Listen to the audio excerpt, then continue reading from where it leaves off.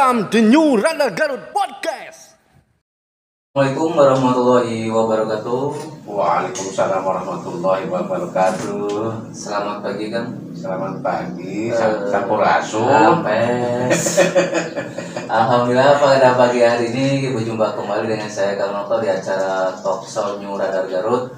Alhamdulillah kita kedatangan tamu Dr. Andres Haji Kusmana atau yang akrab disapa Ayah Bung.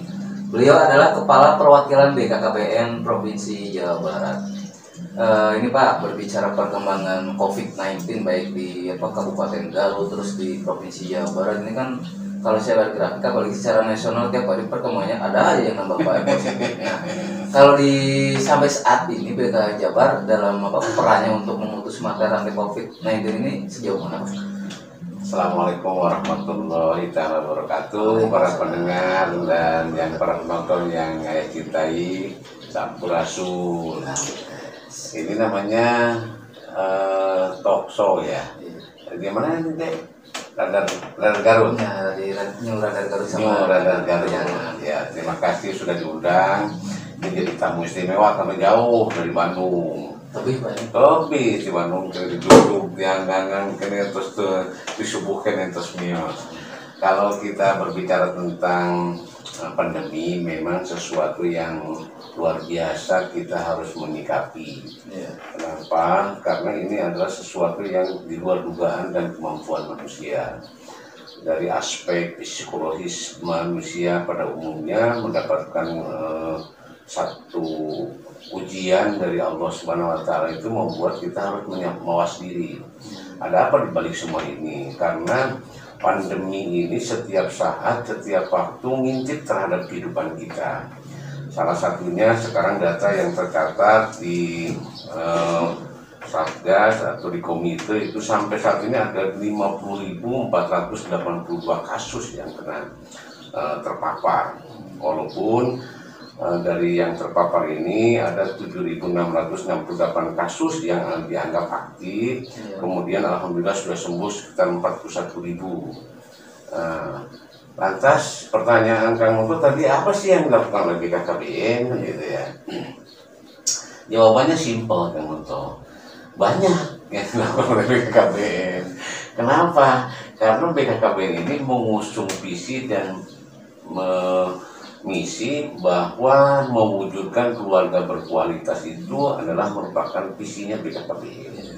Di samping juga menyiapkan sumber daya manusia yang handal, siap tandang di medan perang, BKKBN itu punya program yang luar biasa diberikan oleh pemerintah, yakni membangun keluarga yang berkualitas.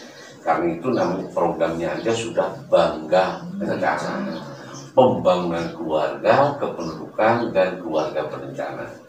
Jadi kalau berbicara tentang pembangunan keluarga, ya semua aspek kehidupan, mulai dari sebelum menikah sampai kepada ujungnya lansia, itu yang ditoto, bukan Kang Noto ya, yang ditata di visi-visi misi-misi BKKBN. Lantas apa yang praktisi kegiatan yang dilakukan dalam rangka menyikapi pandemi ini? Yang pertama, BKKBN juga termasuk salah satu anggota lembaga pemerintah yang bergabung di dalam Satgas COVID. Terutama saat ini kita diberikan tugas oleh Pak Gubernur di Jawa Barat menjadi Satgas Promosi Kesehatan Perubahan Perilaku Masyarakat. Karena itu BKKBN melakukan aktivitas-aktivitas dalam rangka memberikan sosialisasi dan komunikasi edukasi kepada masyarakat agar menyikapi kondisi pandemi ini dengan bijak. Melalui apa? Melalui radar salah satunya. Melalui apa lagi? Melalui media jaringan sosial, media yang dimiliki oleh BKKBN, mobil unit penerangan KB. Melalui apa lagi? Melalui tenaga BKKBN yang ada sampai level desa. Ada 1.200 penyuluh keluarga berencana yang kita gerakkan. 1.200 itu. Betul, itu yang ASN. Ya. Yang belum ASN-nya ada 2.600. Namanya tenaga penggerak desa atau penyuluh non PNL. Belum lagi 8 ribuan kader KB di seluruh Jawa Barat juga ikut berpartisipasi dalam 10.000 tenaga lebih Pak ya bisa digerakkan. Pul-pulan pokoknya kita ini melakukan satu aktivitas dalam rangka memberikan pemahaman, pengertian dan sosialisasi tentang pentingnya sikap kita di dalam menghadapi pandemi ini. Ya ini Pak, apakah memang kayak misalkan kan ada yang satu bagi-bagi masker, membantu sembako, nah ini sejauh ini apa aja sih Pak peranan BKKBN dalam memutus mata rantai COVID ini Pak? Iya, karena perintahnya Presiden gitu kan melalui Kepala BKKBN Republik Indonesia dan juga diperintahkan kepada seluruh jajaran di seluruh Indonesia termasuk BKKBN tentu saja di dalamnya. Betul, BKKBN juga banyak melakukan partisipasi dan kegiatan-kegiatan selain melakukan penyuluhan, sosialisasi, juga kita membagikan yang berkaitan dulu dengan tugas pokok, yaitu membagikan alat kontrasepsi di saat pandemi. Karena pada awal pandemi ini banyak sekali keluarga-keluarga yang hamil tanpa rencana. Karena itu kita membagikan alat kontrasepsi gratis yang bisa dibagikan oleh para penyuluh itu dengan kader hanya kondom dan pil KB. Tapi di samping itu juga kita kerjasama dengan para medis untuk melakukan pelayanan dengan protokol kesehatan, itu satu. Yang kedua, betul Kang Noto ya, kita sebagai lembaga pemerintah juga membagikan masker. Ini sudah lebih dari 2.000 masker lah yang kita bagikan kepada masyarakat. Di samping itu juga membagikan masker kepada bidan, karena bidan melakukan pelayanan KB. Di samping dia sebagai medis atau bidan, dia juga kan sebagai masyarakat yang harus kita lindungi. Terus membagikan handsun kepada bidan supaya pada saat melakukan pelayanan KB itu memakai protokol kesehatan. Kemudian membagikan juga vitamin bagi para penyuluh, para penggerak desa, supaya dia juga pada saat memberikan penyuluhan kepada masyarakat kondisi fisiknya kuat, vitalitasnya fisiknya sehat, sehingga dia tidak tercemar dan tidak mencemarkan COVID ini atau virus corona ini. Yang ketiga juga kita membagikan alat-alat pelindung diri seperti hazmat, kemudian ini apa namanya, whistle dibagikan juga kepada petugas-petugas dan kepada masyarakat. Memang sebagian juga kita bekerja sama dengan mitra kita, anggota DPR RI Komisi 9 juga membagikan sembako, walaupun jumlahnya tidak banyak ya, tetapi itu sebagai satu bentuk stimulus dan bantuan kepada masyarakat. Di samping membagikan sembako dari BKKBN sendiri bekerja sama dengan mitra, tenaga-tenaga kita di lapangan pun membagikan sembako dari pemerintah daerah, membantu membagikannya dan mengawalnya agar pemberian dan distribusi sembako ini tepat sasaran. Jadi di samping itu juga kita tentu saja tidak henti-hentinya selalu melakukan penyuluhan dan komunikasi edukasi atau KIE tentang pentingnya memakai alat kontrasepsi. Karena pada saat pandemi ini kalau hamil kan ibu-ibu tuh takut ke tempat pelayanan, sehingga kalau hamil itu kan harusnya diperiksa minimal 4 kali kan Noto. Ini karena tempat pelayanannya dikhawatirkan kena juga virus gitu, akhirnya dia tidak berangkat ke tempat pelayanan kesehatan. Jadi takut berperiksa juga Pak ya? Iya. Nah ini yang menarik ini gitu, kemarin kan sempat ada apa informasi ataupun bahasan ketika datang pandemi ini kan efeknya gitu kan. Ini angka kelahiran ataupun jumlah penduduk baru membludak. Pada kenyataannya seperti apa itu? Ya kita tidak bisa pungkiri ya. Data itu bukan kelahiran tapi kehamilan. Ya kehamilan yang tidak direncanakan. Memang pada saat awal pandemi meningkat. Persentasinya sekitar 5%-an, tidak terlalu banyak sebetulnya. 5% provinsi Jawa Barat atau secara provinsi Jawa Barat, iya. Dan 5% itu banyak sebetulnya dari penduduk Jawa Barat yang 50 juta dan pasangan usia suburnya 7.900 ya banyak lah. Karena modal dasarnya udah banyak. Itu yang sempat mengkhawatirkan kita. Dan saya melaporkannya ke Pak Gubernur, sampai Ibu Gubernur dan Pak Gubernur kan mengeluarkan satu testimoni atau pesan tunda dulu kehamilan di saat pandemi karena bahaya. Bahayanya apa? Ya tadi, satu kan kalau pandemi itu mau harusnya diperiksa kehamilan tidak berani. Yang kedua, tempat-tempat kesehatannya juga tempat pelayanan kesehatan kan lebih banyak fokus menangani masalah COVID. Jadi ibu hamil itu agak kurang mendapatkan perhatian. Nah, khawatir kehamilannya nanti tidak bagus. Sebaiknya janganlah hamil di saat pandemi. Yang ketiga, membagikan alat kontrasepsi bagi yang belum hamil supaya jangan hamil dulu di saat pandemi. Dan itu alhamdulillah setelah kita melakukan kampanye sosialisasi gencar-gencaran dengan salah satunya toolnya adalah membagi sembako dan mengawal sembako yang di Pak Gubernur sambil penyuluhan jangan hamil dulu di saat pandemi. Saat ini sih sudah normal sebetulnya, dalam kondisi yang sudah stay lagi, kehamilan bisa terkendalikan. Tapi Kang Noto, sekarang ini malah masalahnya tuh ketahanan keluarga yang agak tergoncangkan. Bisa dijelaskan goncang seperti apa? Kan gini, BKKB itu kan namanya programnya Bangga Kencana ya, pembangunan keluarga. Ya, salah satunya itu membangun keluarga-keluarga yang berketahanan. Ketahanan dari aspek apa? Dari semua aspek dengan melaksanakan 8 fungsi. 8 fungsi keluarga. Mohon ya, 1 fungsi agama itu perlu dijalankan ke keluarga tuh. 2 fungsi reproduksi, tapi jangan hamil dulu di masa pandemi. 3 fungsi ekonomi. Nah ini nih yang goncang nih. Kemudian yang keempat fungsi sosialisasi pendidikan, ini juga goncang karena anak-anak sekolah tidak sekolah kan gitu. Kemudian fungsi budaya, biasanya main angklung, main calung segala macam berbudaya, ini sekarang terbatas. Kemudian fungsi cinta kasih ini yang lebih kuat sebetulnya sekarang ini. Karena dengan kumpulnya di rumah, dengan banyaknya keluarga berkumpul, berkomunikasi, ini membuat semakin tahan. Tetapi juga agak tergoncang. Karena bosan merenci cicing di bumi itu, jadi komunikasinya agak terganggu. Kan di penjara ya Pak? Enggak, emang merasakan. Tidak pernah Allah menghindari. Dan fungsi yang ketujuh adalah fungsi pelindungan. Nah, melindungi keluarga jangan sampai kena pandemi juga ini agak tergoncangkan keluarga itu. Dan yang terakhir adalah fungsi lingkungan.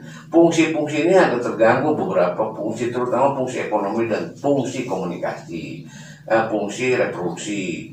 Tadi hamil tanpa rencana. Fungsi ekonomi, banyak keluarga-keluarga yang tergoncangkan karena misalnya ada yang terkena PHK, karena pekerjaannya, dagangnya agak kendor, usahanya agak terganggu, ujung-ujungnya banyak perempuan-perempuan yang melakukan cerai.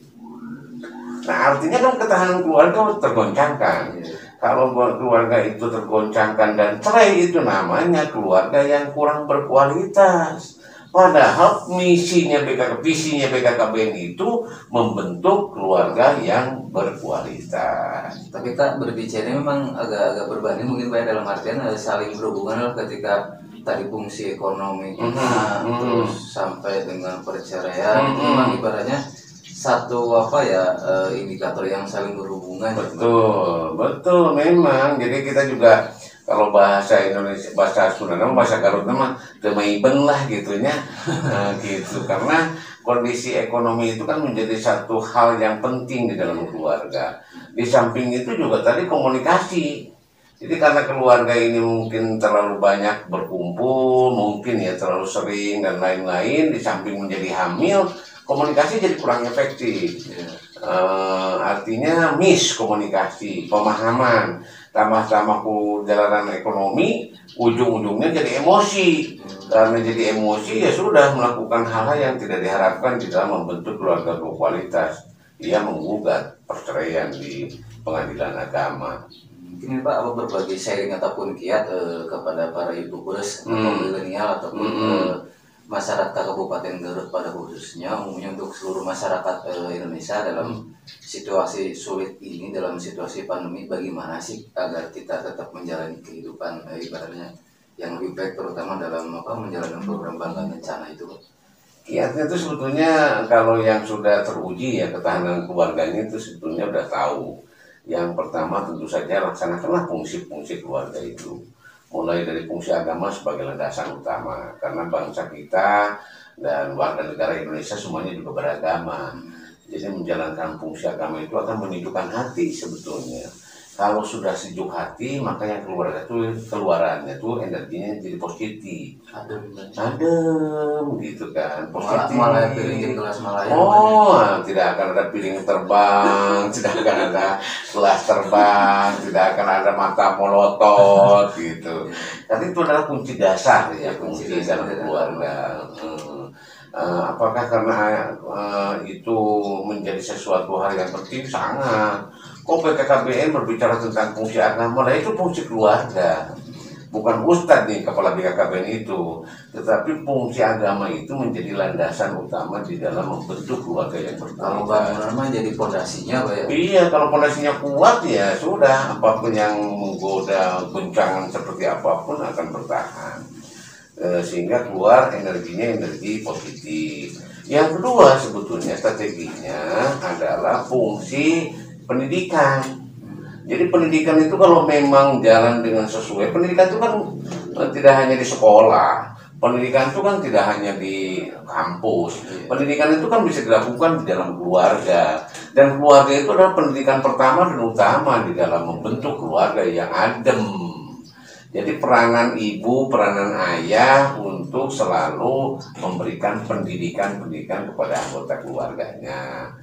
Kiat yang ketiga, satu lagi Kang Nonton, yaitu kiat yang ketiga itu sekali lagi adalah komunikasi yang efektif.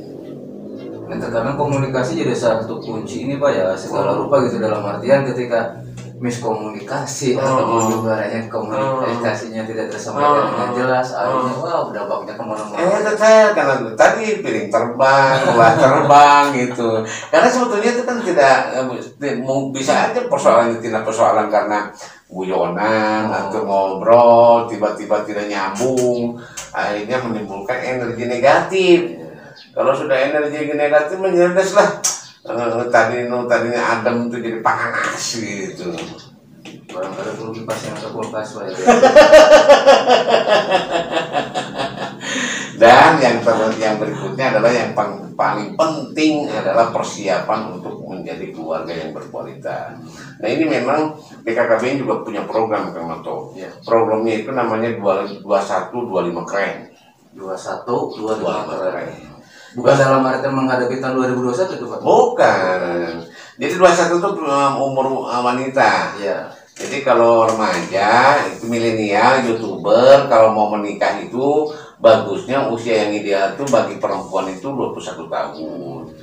Bagi laki-laki 25 tahun. Pertanyaannya kemudian kenapa? Gitu kan.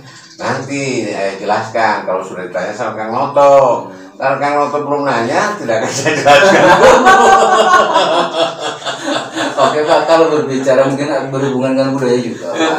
Kalau tadi misalkan usia yang ibaratnya ideal atau bagi usia 21 tahun itu kan ada Pak di beberapa daerah ketika ibaratnya lulus SD, SMP, masuk nikah. Arti kan ini masih di bawah usia 21 tahun Pak. Iya. Nah itu gimana Pak? Ya, itu yang memang kita selalu memberikan penyuluhan, sosialisasi. Karena itu melakukan suatu intervensi atau melakukan suatu usaha perubahan perilaku itu tidak mudah. Kenapa? Karena itu memerlukan waktu yang agak panjang. Tapi terus kita harus tidak boleh berhenti. Ini sudah terbuktikan dengan pengalaman BKKBN. BKKBN itu dari awal tahun kan visinya adalah mengendalikan jumlah penduduk. Dulu ada yang bahasa namanya banyak anak banyak rezeki. BKKBN melakukan kampanye sosialisasi berbaliknya, 2 anak cukup kan gitu. Selama berpuluh-puluh tahun, itu kurang lebih 30 tahun itu baru masyarakat itu memahami bahwa pentingnya mempunyai anak yang terbatas atau jumlah penduduk terkendali. 30 tahun berarti waktu yang cukup lama ya. Iya, Kang Noto aja sudah mendengarkan lagu-lagu kami tahun berapa gitu kan. Nah, sekarang baru sadar kan, oh iya penting ternyata jumlah keluarga Karena itu. memang rata-rata di sini delegasi juga anaknya pada banyak Pak. Iya. 10, 13, 8 gitu. Dulu tuh orang begitu, 7, 8, 6. Paling sedikit tuh 4 dulu tuh. Nah itu dirubah kok perilakunya agar punya anak 2 keturunan berikutnya kan. Dan itu waktunya panjang. Itulah namanya perubahan budaya dan perilaku. Nah sekarang kembali ke pertanyaan Kang Noto yang tadi, bagaimana ya budaya kita ini menikahkan anak tuh di usia di bawah usia yang ideal. Itu makanya jangan menikahkan anak pada saat jadi anak. Nanti anak tuh punya anak. Jangan sampai anak-anak punya anak Kang Noto. Anak-anak itu harusnya main, bukan punya anak gitu. Itu satu. Walaupun sebetulnya undang-undang sudah mengatur ya, minimal 19 tahun. Undang-undang terbaru Pak ya. Iya, minimal 19 tahun bagi laki dan perempuan. Tapi masih ditemukan di beberapa daerah memang masih belum memahami pentingnya kesehatan reproduksi. Nah itu mungkin Pak yang jadi garis besar atau benang merah kan terkadang kan satu karena udah masuk dalam perilaku atau budaya gitu kan, karena yang tadi Bapak sampaikan juga kan nggak mudah gitu kan untuk menyesuaikan. Tapi masih harus bisa ya. Harus. Mau justru karena tidak mudah itu jadi tantangan yang seksi kalau menurut saya. Seksi apa ya? Menarik untuk terus diberikan penjelasan jangan menikah di waktu anak karena masa anak itu harus jadi anak. Jangan punya anak pada saat anak. Jangan anak-anak punya anak gitu. Itu tidak bagus gitu. Nah terus kalau sudah kadung nikah gimana? Kan gitu ya pertanyaannya. Nah jangan punya anak. Ditunda gitu Pak.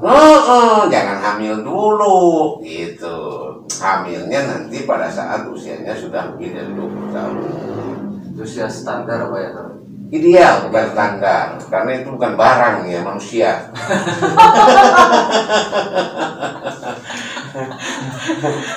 Kenapa gitu? Kenapa harus di atas 20 tahun? Itu Allah tuh menciptakan makhluk perempuan itu unik sekali Kang Noto. Allah itu menciptakan pinggul wanita itu kalau usianya di atas 20 tahun ukurannya udah 10 cm. Pinggul ya, tempat ngebrojolnya bayi gitu. Ukuran kepala bayi itu antara 9,7 sampai 9,8 cm. Sementara perempuan yang di bawah 20 tahun ukuran pinggulnya belum 10 cm. Jadi pada saat melahirkan, kalau yang sudah di atas 20 tahun bres, lungsur langsar salamet mulus rahayu.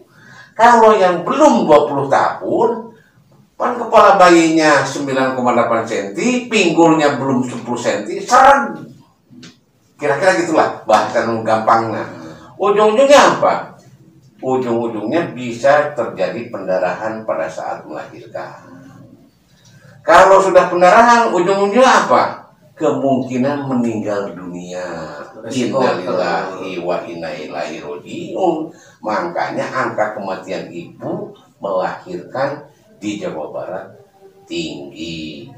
Berapa? Kalau dia data.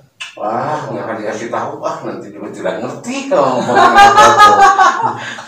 tapi perkiraan Bapak survei itu mengatakan setiap jam itu ada 2 ibu yang mati setiap jam itu karena melahirkan. Berarti bisa dikatakan bisa menyaingi COVID ini Pak ya? Kalau setiap jam ada yang meninggal. Karunya kayak ibu-ibu Jawa Barat tuh, karena itu hamilnya di bawah 20 tahun, melahirkannya di bawah 20 tahun. Makanya ini tantangan dan menarik buat kita terus memberikan penjelasan. Selain itu juga kemungkinan terjadinya karena mungkin Allah tuh sayang ya, mungkin ini analisa ayah aja, bukan ustaz. Analisanya tuh karena Allah tuh ya udahlah dari kalau kamu maksa mah kata Allah tuh hamil di bawah 20 tahun. Gak apa-apa lah sok saya, kata Allah tuh diberikan bayi, tapi bayi ukurannya kecil. yang disebut stunting itu. Itulah yang mengakibatkan terjadinya stunting. Jadi stunting itu di samping karena ibunya belum ideal usianya, juga karena tadi anak-anak masih anak hamil, ya udah asupan gizinya dia tidak paham. Itu teteh. Angka stunting juga tinggi juga, Pak. Oh iya dong, Jawa Barat tuh sangat tinggi dan itu menjadikan program prioritas nasional. Jawa Barat itu sekarang angka stunting itu sekitar 31%. Nasional itu kalau dibanding daerah lain, Pak, kayak misalkan Provinsi Jateng, Jatim atau Provinsi Jabar itu posisi berapa? Nggak pernah dibanding-banding karena malu, tapi bandingkannya dengan nasional aja lah. Iya. Nasional itu 24. Jawa Barat 31.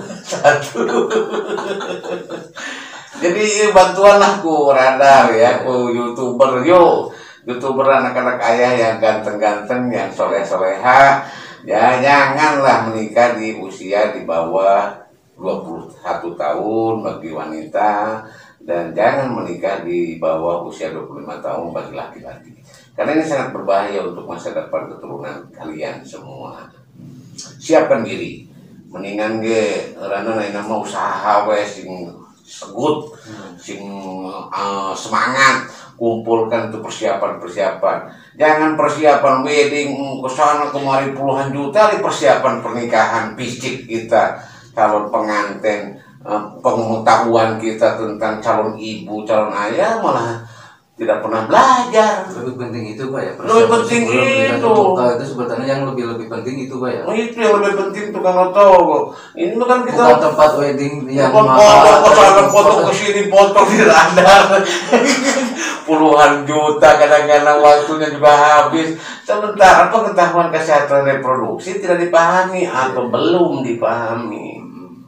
Peran seorang ibu, bagaimana sih? Harusnya gini, kalau menurut saya tuh anak-anak YouTuber yang masih belum menikah tuh lebih baik keluarkan modal untuk memeriksa calon pasangan. Yuk periksa kesehatan reproduksinya, bagaimana kesehatan punten gitu, spermanya bagi anak laki-lakinya, bagaimana kesehatan punten gitu ya, telurnya bagi anak perempuannya. Kemudian lihat tekanan darah dan lain-lainnya juga diperiksa. Murah kok itu, meriksa begitu itu tidak akan puluhan juta. Kalau dia anemia misalnya, ya sudah tinggal kasih vitamin A, masukkan vitamin itu kan tidak mahal kan, Oto. Wong di depan rumah aja. Mahal pre-wedding ya? Iya, tomat, tahu, itu kan tuh murah kan, jengkol, genjer. Apa sekasarnya ngeharian rancangan gitu ya? Bagi tomat. Pre-wedding kan mahal puluhan juta. Ya mungkin untuk closing statement, Pak.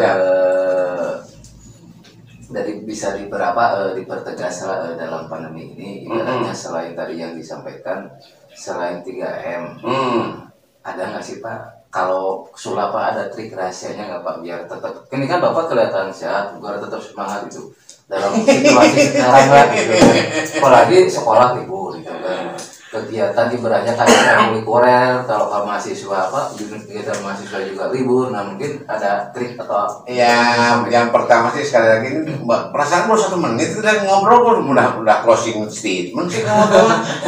Nggak kerasa ya. Yang pasti sih pesan ayah yang pertama ya, patuhilah himbauan pemerintah, terutama 3M itu ya, pakai masker, cuci tangan, dan jaga jarak, jauhilah kerumunan. Jangan itu yang susah ini sekarang ini kan, teman-teman, anak-anak ayah, saudara-saudara kita ini kalau sudah ningali orang ngariung aja pengennya segera nyamperin ngariung bergerombol. Itu kan sangat riskan untuk penyebaran virus corona. 3M ini harus dipatuhi, karena itu pemerintah adalah sayang kepada masyarakat, sayang kepada kita, jaga diri, jaga keluarga kita, jaga orang lain dengan cara mematuhi protokol kesehatan. Apalagi ini sebagai salah satu tugasnya adalah mensosialisasikan tentang 3M itu. Plus satu sebetulnya, makanan yang bergizi. Jadi makanan yang bergizi itu tidak mahal. Ini serius nih. Apalagi di Indonesia ini tanahnya subur, gemah ripah jinawi. Batu aja jadi tanaman. Sekarang lagi musim mangga, makanlah sesuai dengan kemampuan kita ya, tapi jangan kenyang-kenyang gitu. Terus misalnya vitamin-vitamin yang ada alam tuh kan, lalaban, terus tomat, terus sayuran, terus ketimun, itu nggak mahal kok, tinggal masukkan dengan seimbang. Jangan merasa kalau yang namanya makanan yang bergizi itu kayak anggur kayak begitu. Udah anggur nggak kebeli, tomat aja itu kan, pepaya gitu lebih murah. Terus yang ketiga, tentu saja ya pesan testimoninya dalam saat pandemi ini, sekali lagi yuk bareng-bareng jaga diri, tebarkan energi positif. Nah itu yang penting banget. Nah, karena kalau kita sudah menebarkan energi positif, sehat. Kenapa? Karena feedback pada diri kita itu jadi positif, Kang Beto. Coba kalau kita menebarkan energi negatif, pasti balikan itu negatif. Kalau sudah negatif, sakit hati. Setelah sakit hati, sakit diri. Setelah sakit diri, innalillahi Pak. Nah, kan gitu. Iya. Nah ini harus dihindari dan jauhkan supaya kita tidak mendapatkan feedback yang negatif. Testimoni yang terakhir bagi ayah adalah yuk kita lakukan fungsi-fungsi keluarga di masing-masing keluarga. Ada 8 fungsi keluarga yang harus kita terapkan dan kita jalani. Dan kalau itu dilakukan masing-masing keluarga, maka tentu satu masyarakat itu akan menjalankan 8 fungsi keluarga. Masyarakat jadi sehat, kuat, bangsa dan negara juga akan kuat dan sehat. Melahirkan generasi yang sehat dan kuat maju di masa depan. Amin. Demikianlah bincang-bincang santai bersama Ayah Uung selaku Kepala Perwakilan BKKBN Provinsi Jawa Barat. Nah, terima kasih Pak, ini cukup menarik dan bisa disimak oleh para YouTubers. Banyak hal yang bisa diambil gitu kan, apalagi yang terakhir mungkin energi positif Pak. Iya.